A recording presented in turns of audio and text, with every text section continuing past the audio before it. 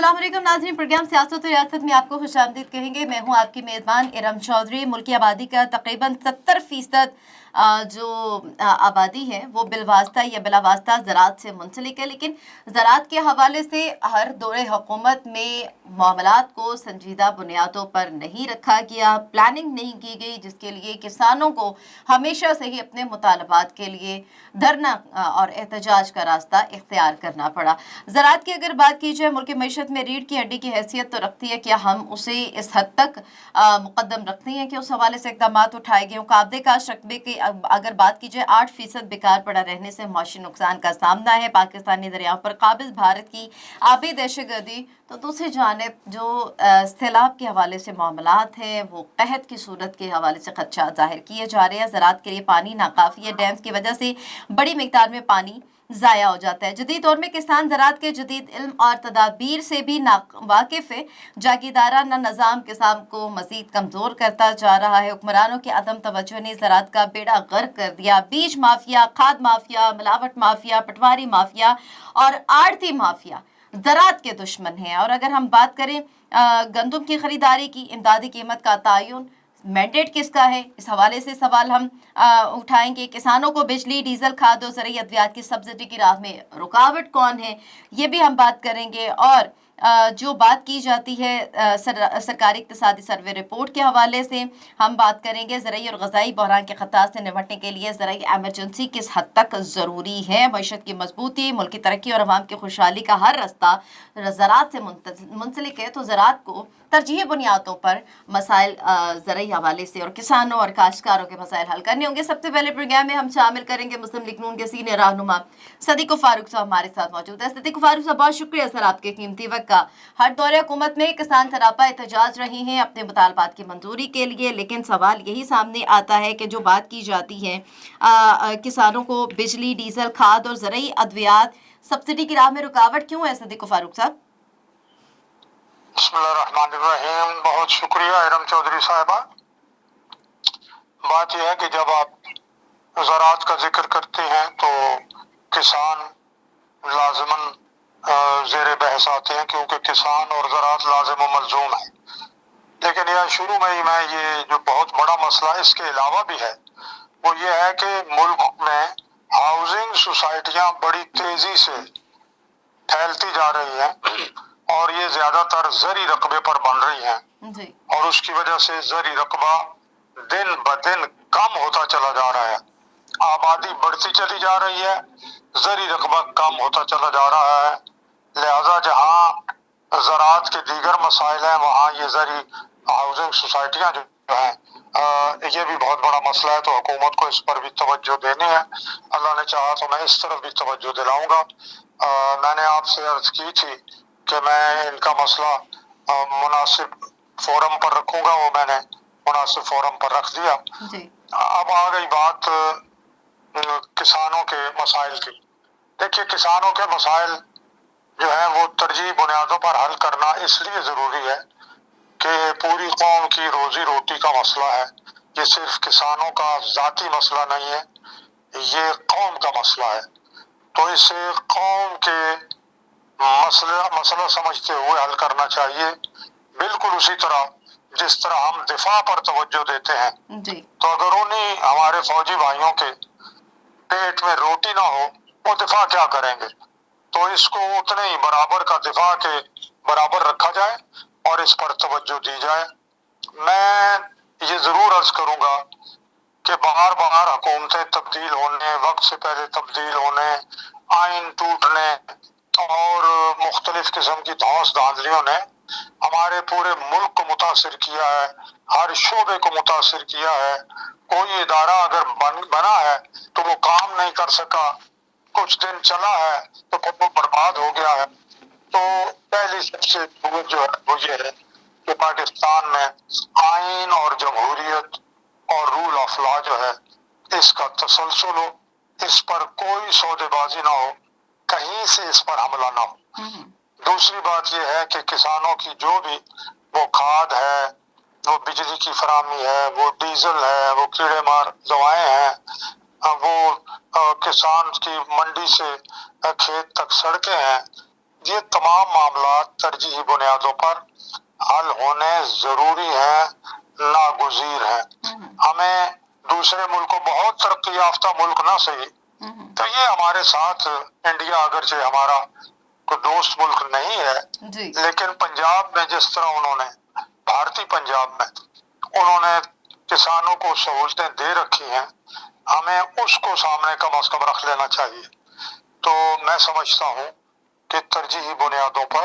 آپ نے 70% کہا، چلے 60% ہے، جو بھی ہے، جی یہ بہرحال ایک تو یہ روزگار مہیا کرتا ہے، سب سے جلدی اور سب سے زیادہ روزگار زراعت ہی مہیا کر سکتی ہے۔ تو بے روزگاری کے مسئلے کے حل کے لیے بھی، خوراک کے لیے بھی، اور اگر ہم اچھی فصلیں لگائیں، سبزیاں زیادہ اگائیں اور ان کی برآمد پر توجہ دیں، اور اسی طرح سے اس ایگرو بیسڈ انڈسٹری جو ہے اس کو بھی ہم آگے بڑھائیں،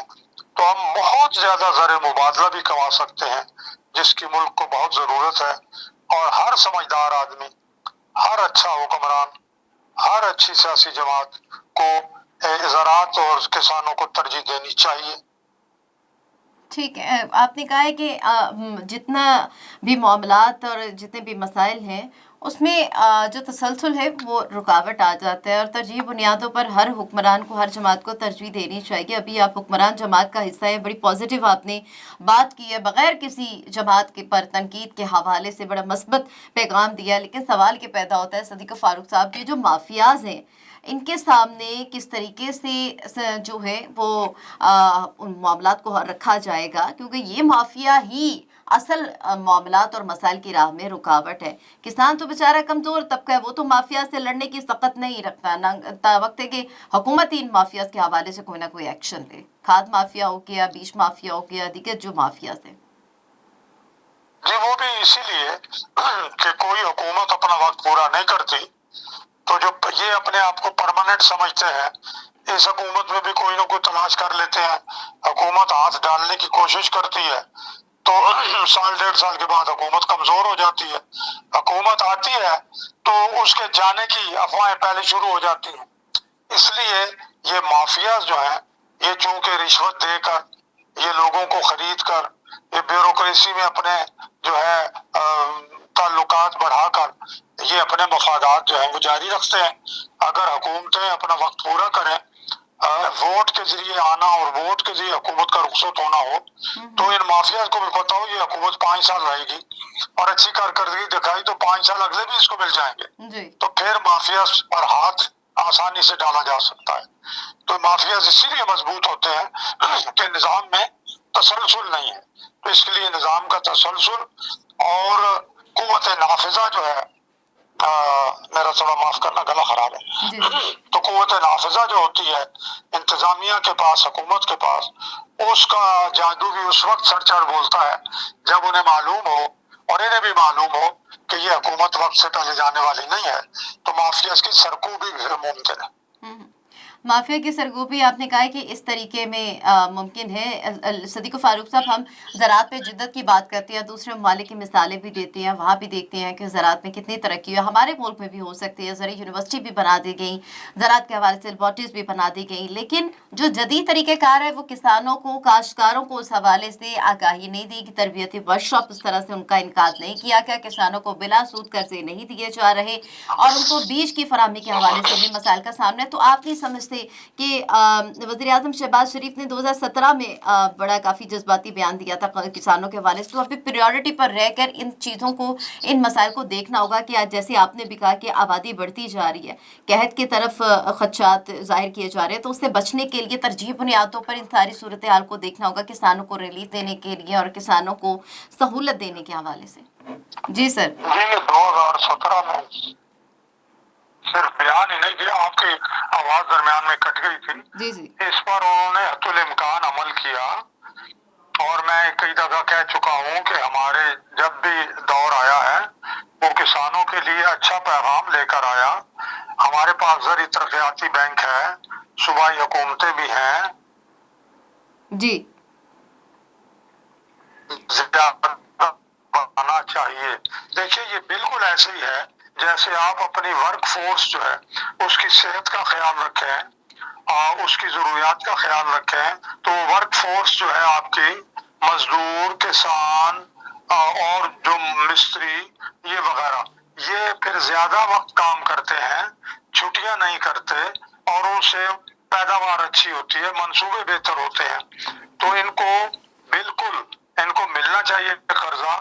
اس کے جواب میں یہ بھی ضرور ہے کہ یہ دوہری ذمہ داری ہے کہ اگر ان کو قرضہ ملے تو میں معافی کی پھر پیچھے نہ پڑے، یہ قرضہ جو ہے یہ واپس ضرور کریں، کیونکہ میرا اپنا تجربہ ہے، عملی تجربہ، کہ اگر قرضے دے دیے جائیں تو لوگ پہلے دن یہ سوچ لیتے ہیں کہ چلیں کیا واپس کرنا، اور ہم دباؤ وغیرہ ڈال کے معاف کروا لیں گے، اور پھر ایسا ہوتا بھی ہے کہ پھر دباؤ ڈلتا ہے، پھر اور لوگ آتے ہیں، پھر MNA MPs آتے ہیں کہ جی ہماری کانسٹیچوئنسی کا مسئلہ ہے تو جی پھر قرضہ معاف کریں، نہیں بھی ہوتا واپس بھی کرتے ہیں۔ لیکن اگر پہلے دن سے یہ ہو کہ قرضے لے کے شادی پر خرچ نہ کیا جائے، کسی اور ضرورت پر خرچ نہ کیا جائے، وہ اس کا صحیح استعمال کیا جائے اور زمین پر استعمال کیا جائے، جی پیداوار بڑھانے کے لیے استعمال کیا جائے، تو میں سمجھتا ہوں یہ دوہری ذمہ داری ہے حکومت کے لیے کہ حکومت کسان بھائیوں کو زیادہ سے زیادہ ان کی ضرورتیں پوری کرنے کے لیے قرضہ اگر بالکل بلا سود نہیں دے سکتی، فرض کریں تو چلے بہت ہی کم ریٹ پر دے دے، 1-2% پر دے دے، کیونکہ کچھ انتظامی اخراجات بھی ہوتے ہیں، اور پھر واپسی کا بندوبست بھی ہو۔ مثال کے طور پر لوگوں کو پیروں پر کھڑا کرنے کے لیے yellow cab scheme Nawaz Sharif صاحب نے دی، جی وہ پاکستان کی کامیاب ترین اسکیم ثابت ہوئی، اس میں لوگوں نے پیسے واپس کیے اور وہ غالباً 98% پیسے واپس آئے۔ باقی آپ کو پتا ہے حادثہ ہو جاتا ہے، کچھ ہو جاتا ہے، کوئی بندہ فوت ہو جاتا ہے، باقی تو سارے پیسے واپس آئے۔ تو اسی طرح سے میں بھی انشاءاللہ العزیز کوشش کروں گا، مزید کروں گا، اس پہ اگر لکھنا پڑتا ہے تو لکھوں گا بھی ضرور انشاءاللہ، اور ملاقاتیں کر کے کوشش بھی کروں گا۔ ہمارے کسان بھائیوں کی قیادت سے جو ملاقات ہوئی جی تو میں سمجھتا ہوں ان میں بھی پڑھے لکھے لوگ کافی ہیں، یہ بھی زیادہ مثبت طریقہ اختیار کریں تو یہ مسائل مجھے حل ہونے میں زیادہ دیر لگتی نظر نہیں آتی۔ اللہ کرے انشاءاللہ تعالیٰ مسائل بھی حل ہوں، اور کسانوں کے جو مسائل حل ہوں گے تو ہمارا ملک زرعی ہے اور ہم زراعت کے شعبے میں ترقی بھی کر سکیں گے، اپنی پیداوار بھی بڑھا سکیں گے، کسان خوشحال ہوگا تو ملک خوشحال ہوگا، یہی بات ہمیشہ سے کی جاتی رہی ہے۔ بہت شکریہ صدیق فاروق صاحب، آپ نے خصوصی طور پر ہمیں وقت دیا اور انہی مسائل کے حوالے سے کسان اتحاد کا کیا موقف ہے، ان کے مطالبات کیا ہیں اور ان کے مزدوری کے حوالے سے ان کا کیا کہنا ہے، ان سے بھی بات کریے۔ ایک مختصر سا وقفہ لیں گے، واپس آئیں گے، مزید بات کریں گے، ساتھ رہیے گا۔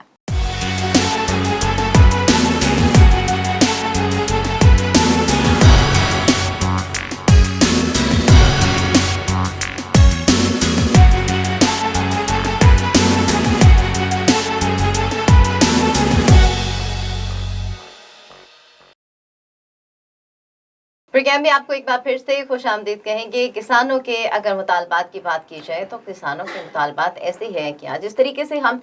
نے صدیق فاروق صاحب سے بات کی، انہوں نے کہا ہے کہ حکومت کے حوالے سے اس معاملے پر بات بھی ہوئی ہے، پیغام پہنچا دیا گیا ہے کہ کسانوں کے جو مسائل ہیں ان کو ترجیحی بنیادوں پر حل کرنا چاہیے، لیکن جو مطالبات سامنے رکھے جا رہے ہیں وہ یہ زرعی ٹیوب ویلز، بجلی بلز میں ناجائز ٹیکس ختم کرنے کے حوالے سے بات کی جا رہی ہے، سستی DAP یوریا کھاد کی فراہمی یقینی بنانے کی بات کی جا رہی، گندم کا ریٹ عالمی مارکیٹ کے مطابق مقرر کرنا اور فصلوں کی سپورٹ پرائز وقت سے کاشت سے پہلے مقرر کرنے کے حوالے سے کہا جا رہا ہے، بلیک میں فروخت پر بھی پابندی عائد کی بات کی جا رہی ہے، کسانوں کو آسان شرائط پر قرضہ، زرعی مشینری اور جدید ٹیکنالوجی مہیا کرنے کی بات کی جا رہی ہے، اور اس کے ساتھ ساتھ جو بات کی جا رہی ہے کسانوں کی جانب سے کہ گنے کے سپورٹ پرائز مقرر کر کے شوگر مل سے کسانوں کے سابقہ واجبات ادا کروائے جائیں، کیونکہ کسان اتحاد کا جو موقف سامنے آیا ہے ان کا یہ کہنا ہے کہ ٹیوب ویل بلوں میں 10 دن تک جرمانے کی معافی کوئی ریلیف نہیں ہے۔ کسان اتحاد اس حوالے سے کافی تحفظات رکھتا ہے، مزید کیا معاملات ہیں اور کیا ان کے مسائل حل ہونے کے حوالے سے جو ہے کس طریقے سے وہ اپنی کاشت کو بہتر بنا سکیں گے۔ اسٹوڈیوز میں خصوصی طور پر ہم نے انوائٹ کیا مرکزی سیکرٹری جنرل کسان اتحاد افتخار احمد چودھری صاحب۔ افتخار چودھری صاحب بہت شکریہ، آپ اسٹوڈیوز میں تشریف لے کر آئے، کسانوں کے موقف کی ہم بات کریں گے، کسانوں کے مطالبات کے ساتھ ساتھ ہم پاکستان جو زرعی ملک ہے اور ہم اپنی پیداوار کو بہتر بنانے کی ہمیں ہمیشہ سے بات کرتے ہیں, لیکن ایک نعرہ ہمیشہ سے لگا ہے کہ کسان خوشحال ہوگا تو ملک خوشحال ہوگا, اور ابھی ملک کی خوشحالی تو کہیں نظر نہیں آ رہی. کسان بدحال کی حالت میں سڑکوں پر ہے. مطالبات میں نے اپنے پروگرام میں بتا دیے ناظرین کو. آپ یہ بتائیں کہ ان مطالبات کے حوالے سے آپ کو لگ رہا ہے کہ حکومت ان میں سے کچھ مطالبات مان سکے گی آپ کے؟ جی بہت شکریہ آپ کا. میں شکر گزار ہوں پوری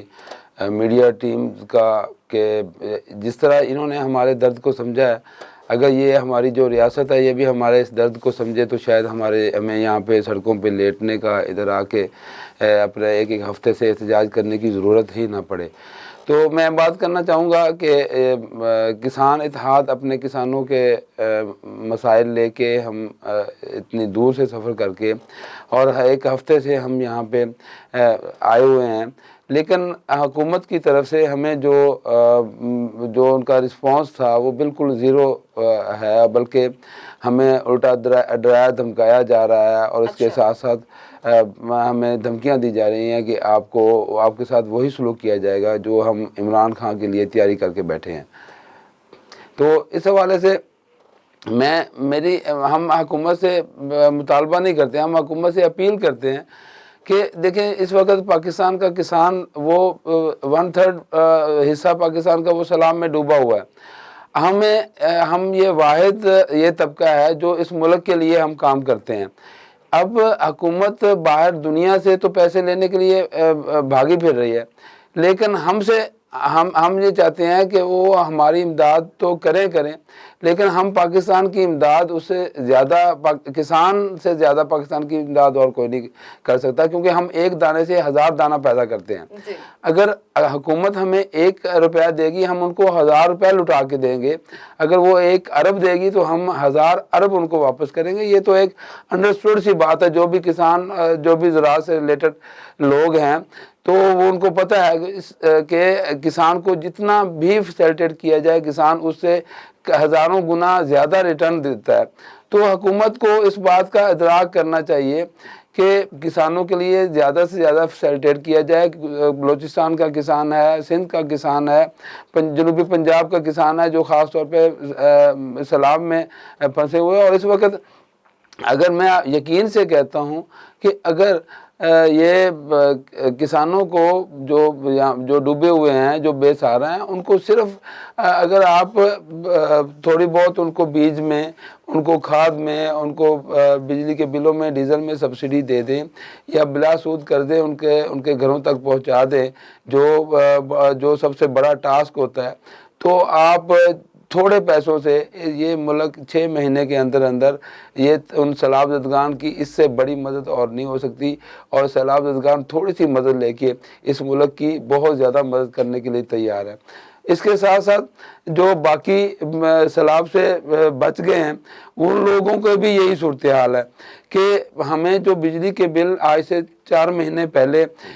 40 سے 50 ہزار, ہمارا مین پانی کا سورس وہ ہے بجلی کا ٹیوبویل ہے, کیونکہ ہمارے بہت سارے ایریے ایسے ہیں کہ جہاں پہ نیچے والا پانی کڑوا بھی ہے, نہری پانی کا نظام بہت ویک ہو چکا ہے, اور اس طرح کے وہ ہمارا مین سورس پانی ہے. تو ٹیوبویل کا جو بل ہمیں آج سے 3-4 مہینے پہلے وہ 40-50 ہزار کا آتا تھا, وہ اس وقت 2 لاکھ سے کراس کر چکا ہے. اور کئی بل ہمارے پاس کچھ ایسے بھی بل ہیں کہ جو ایک آدمی کا 4 ایکڑ رقبہ ہے اور اس کو 4 لاکھ روپے بل آیا. تو یہ کسی طور پہ بھی فیزیبل نہیں ہوگا کسانوں کے ساتھ اس طرح ظلم کرنا, کیونکہ ہم نے اپنے جانور, اپنے بچوں کے زیورات تک ہم بیچ کے یہاں پہ آ گئے ہیں. اور اگر ہمیں یہاں پہ فوراً سبسیڈائز نہ کیا گیا, فوراً ہمیں ریلیف نہ کیا گیا, تو گندم کا جو بحران آنے والا ہے بہت زیادہ سخت اس ملک کے لیے بہت زیادہ پریشان کن ہوگا. ठीक है। अब जिस तरीके से कहत के हवाले से भी खदशात जाहिर किए जा रहे हैं, बेशतर जो रकबा है वो सैलाब की वजह से अभी काश्त के काबिल नहीं है, लेकिन जो काश्त के काबिल रकबा है वहाँ पे बहुत से मसाइल का सामना है किसान को, बीज के हवाले से, खाद के हवाले से, पानी के हवाले से। आप क्या समझते हैं कि जो एक जदीद तरीक़ाकार के तहत ज़राअत होनी चाहिए, कुछ जो कि दीगर ममालिक में भी हमने देखी है, तो यहाँ पे उन तरीक़ाकार के तहत किसानों को ट्रेनिंग देने के और हुकूमत की जानिब से रिलीफ देने के मामला सामने आ सकते हैं? क्योंकि अगर किसानों को ट्रेनिंग दी जाएगी जदीद काश्त के हवाले से, किसानों को खाद में और बीज में और जिस तरीके से पानी की फराहमी के हवाले से आपने बात की है, इसमें सहूलत दी जाएगी तो कहत के मामलात से तो हम बच सकते हैं। पाकिस्तान में अल्हम्दुलिल्लाह सबसे खुशी की बात, हमारे हौसला अफजा बात ये होती है कि हमारा पाकिस्तान का किसान हर हालत में अपने इस मुल्क के लिए, खुराक के लिए मेहनत करता रहता है, चाहे उसके पास पैसे हों। वो हम आप यकीन जानिए कि हम अपने बच्चियों का जेवर तक बेच देते हैं। हम अपने जो हमारे बच्चों के लिए दूध दे रही कोई गाय भैंस है वो भी हम बेच देते हैं, लेकिन इस मुल्क के लिए गंदम ज़रूर पैदा करते हैं। अब ये जो बहुत सारे ये एनालिसिस किया जा रहा है कि सिंध, बलूचिस्तान और जनूबी पंजाब के अभी भी पानी खड़ा है पानी, लेकिन वो पानी हम निकाल सकते हैं अगर हुकूमत थोड़ी सी करे। वो हम अपनी मदद, हमारा तरीक़ाकार पहले भी यही होता है कि हम 1 एकड़ में गड़ा खोद लेते हैं और पानी वहाँ पे सारा करके, और बाकी हम 9 एकड़ 10 एकड़ में से 9 एकड़ बचा लेते हैं। तो हमारा यही है कि हमें थोड़ा सा फैसिलिटेट कर दिया जाए तो पाकिस्तान में गंदम का कोई बहरान नहीं। मैं एक सिर्फ थोड़ी सी मिसाल देता हूँ। गवर्नमेंट ये समझे कि 2021-22 की जो हमारी इंपोर्ट है सिर्फ खुराक की वैल्यू एडिशन करके नहीं, सॉलिड खुराक मतलब गंदम है, चीनी है और इस तरह की बहुत सारी चीज़ें हैं, खुर्दनी तेल है, इस तरह की चीज़ें, वो 1600 अरब रुपए की इंपोर्ट है 1 साल की। आप हुकूमत से मैंने पहले भी मुतालबा नहीं, हमारी तो ये दरख्वास्त है कि वो 1600 अरब में से सिर्फ 800 अरब किसानों को दे दें। तो मैं यकीन से आपको कहता हूं, और आपकी फ़िगर भी यही कहती है कि हम 1600 अरब भी आपको इंपोर्ट भी आपको करने की ज़रूरत नहीं पड़ेगी, बल्कि 1600 अरब रुपए हम एक्सपोर्ट करेंगे। इससे बड़ी इन्वेस्टमेंट और क्या हो सकती है मुल्क के लिए? कभी इन्वेस्टमेंट की आपने बात की, अभी आप देख लें हम सब्जियों की, फलों की बात करें तो वो काश्त में उस तरह से कमी आने की वजह से कीमतें बहुत ज़्यादा हैं। आप सब्जियों की बात करें तो सब्जी की कुव्वत ख़रीद आम आदमी की पहुंच से बाहर हो जाती है, हो चुकी है। और गंदम की अगर बात करें तो आटे का थैले की प्राइस आप देख रहे हैं कि वो भी आवाम उस हवाले से बिलबिला रही है। शुगर की अगर बात करें तो आप लोगों के जो मामलात हैं वो गन्ने के हवाले से भी चल रही हैं। तो ये सब्जियों की, अगर गंदम की, शुगर की, इन मामलात पर आपको क्या लगता है कि क्या होना चाहिए जिससे बेहतरी लाई जा सकती है, कीमतें भी कम होंगी, किसान भी खुशहाल होगा, बेहतर पैदावार होगी और आम आदमी की आसानी से पहुँच में भी होगी? जी, हम पिछले 11 साल से हम ये तंजीम हमारी ये अल्हम्दुलिल्लाह हम चला रहे हैं, और इसमें हमारा शुरू दिन से एक ही मौक़िफ़ है।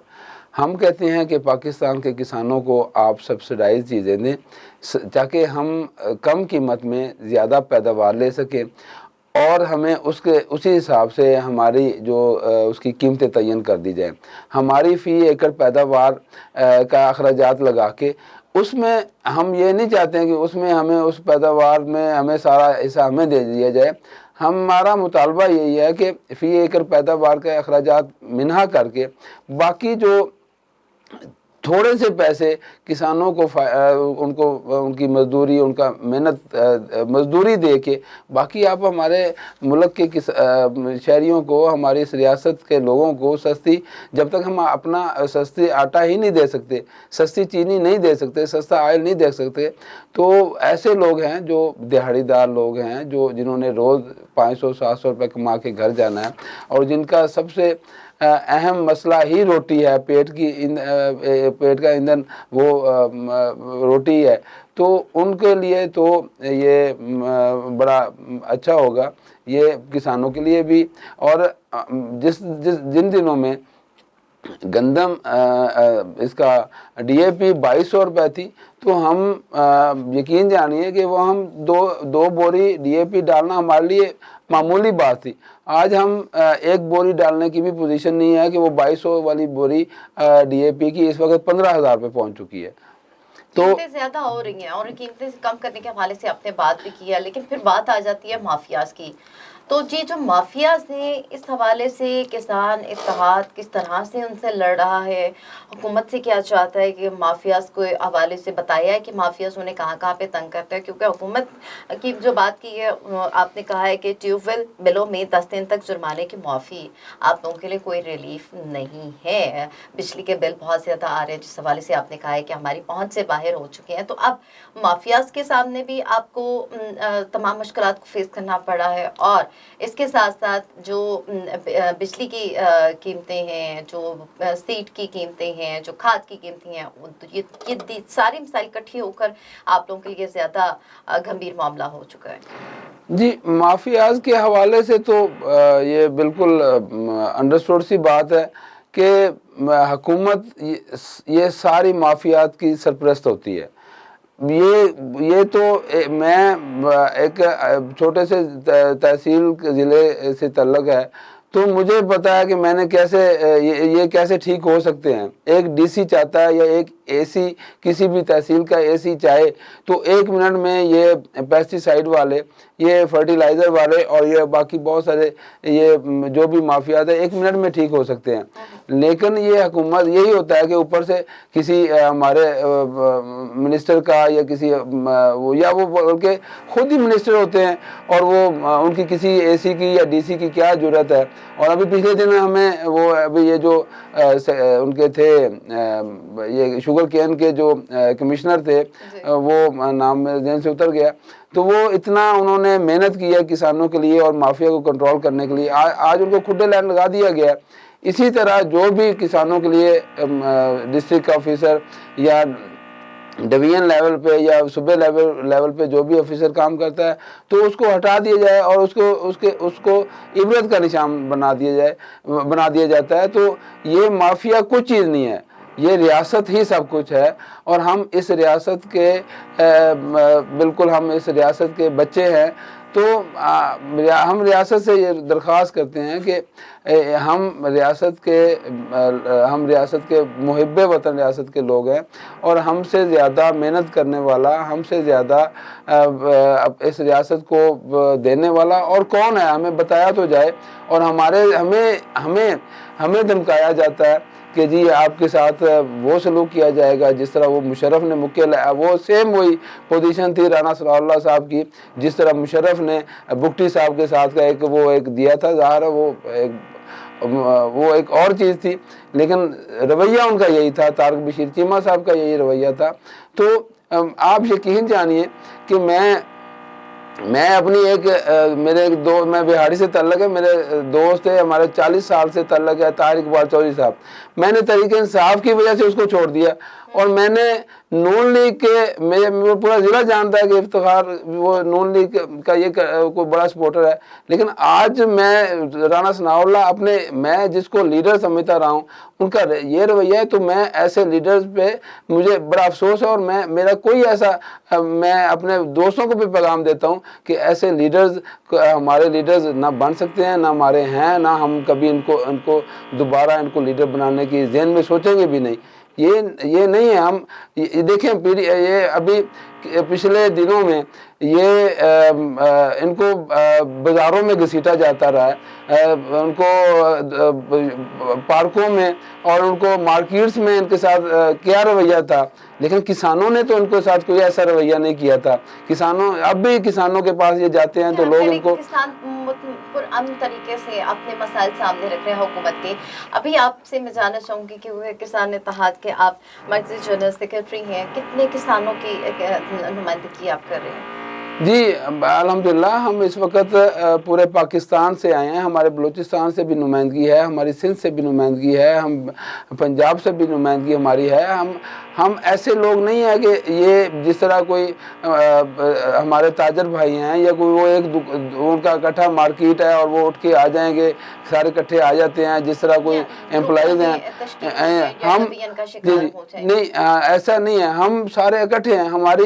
हमने शाम को اپنے جو بچوں کے لیے ہم نے دودھ لینا ہوتا ہے یا اس ملک کو جو دودھ دینا ہوتا ہے اس کو ہر صورت میں وہ بھی ہمارے بچوں کی طرح ہم نے اپنے جانوروں کو پالنا ہوتا ہے، تو وہ بھی ایک مشکلات ہوتی ہیں، لیکن اس کے باوجود ہم اس وقت ہم 18 سے 20 ہزار لوگ ہم یہاں پہ پہنچے ہیں اور اپنا یہ ایک احتجاج ریکارڈ کروا رہے ہیں، اور کبھی بھی ایسا نہیں ہوا پہلے، اس سے پہلے تاریخ میں کہ اتنی بڑی تعداد میں، اس سے یہ اندازہ ہے کہ کسان کتنی مشکل میں ہے۔ کسان بہت زیادہ مشکلات کا جو شکار ہے، حکومت کو ترجیحی بنیادوں پر ان مسائل کو حل کرنا چاہیے، کیونکہ ریاست میں کسان اس وقت حکمرانوں پر آس اور امید لگائے بیٹھا ہے کہ ان کے معاملات کو حل کیا جائے، پیداوار کو بہتر بنانے کے حوالے سے، اور جو زیر کاشت رقبہ ہے اس کو جدید بنیادوں پر جو ہے وہ کاشت کے قابل بنانا ہوگا۔ کسانوں کو ریلیف فراہم کرنے کے ساتھ انہیں جدید سہولیات سے بھی آراستہ کر کے ان کو ورک شاپ کا انعقاد کر کے ان کو ٹریننگ دینی ہوگی، مافیاز کے حوالے سے بھی